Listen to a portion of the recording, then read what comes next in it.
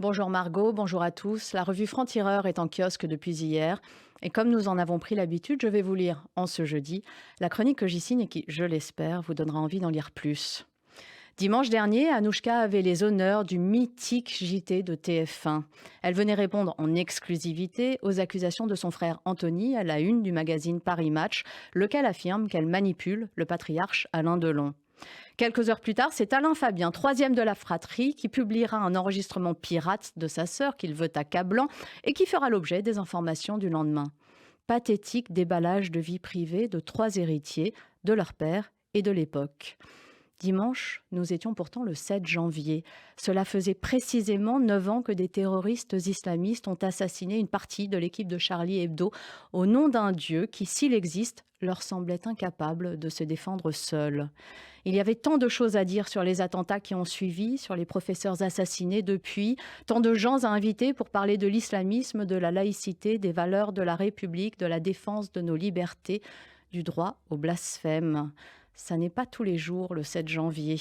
Et puis les frappes russes qui s'intensifient en Ukraine, le conflit Israël-Hamas qui n'en finit pas de s'installer, ces otages juifs, dont 3 Français, toujours pas libérés par l'organisation terroriste, Gaza qui devient un mouroir à ciel ouvert.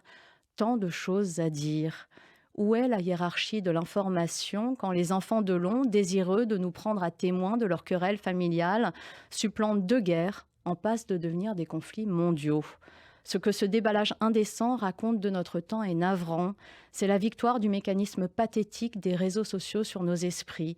L'intime devient spectacle, et ce spectacle vaut n'importe quelle guerre, gravissime certes, mais devenue trop peu distrayante. Margot et nos auditeurs, vous pourrez lire ce billet dans la revue Franc-Tireur, en kiosque depuis hier. Vous y lirez ce billet, mais aussi le franc-parler de Caroline Fourest, bien sûr. Ça s'appelle « Vive le Hamas et le CNRS ». Et il y est question de François Burga, trop présent retraité du CNRS, qui déclare publiquement sa flamme au Hamas, prompt à dénoncer une tentative sioniste de diaboliser la résistance, sans omettre d'être le plus négationniste des négationnistes du temps présent, puisqu'il nie tout bonnement les crimes du 7 octobre que les combattants de la liberté, sikhs, ne peuvent tout simplement pas avoir commis.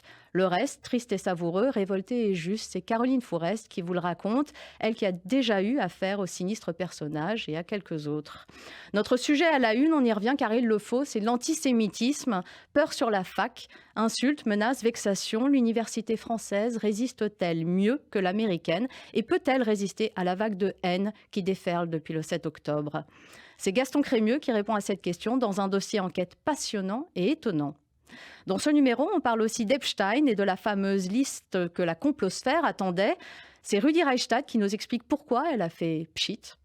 Le portrait qui fâche, c'est celui de frère Jackpot, Nabil El-Nasri. Si vous ne le connaissez pas, tant mieux. Vous saurez désormais à quoi vous en tenir sur ce politologue, frère musulman et lobbyiste du Qatar. Les choix culture de Yasmina Jaffar font aussi ce numéro 113 de Franc-Tireur. David Medioni nous raconte la rentrée ciné avec une comédie produite par Cyril Hanouna et c'est sans surprise, malheureusement. La vague de froid est l'occasion d'un coup de gueule de Benjamin Cyr contre le climato-scepticisme, plein de choses encore et bien sûr l'éditorial de Raphaël Enthoven, Charlie quotidien. Il y est question de nos peurs 9 ans après l'assassinat d'une partie de l'équipe de Charlie Hebdo et de cette prudence normale et humaine peut-être, mais qui n'en est pas moins inacceptable et contre laquelle il faut vouloir lutter car elle est plus dangereuse que le courage. La raison est un combat, c'est le nôtre à Franc-Tireur, comme ici, à RCJ, combattre toutes les formes d'extrémisme aussi. Lisez-nous, rejoignez ce combat et la lutte pour que la nuance survive dans un monde qui n'a de cesse de se radicaliser. Bonne journée à tous.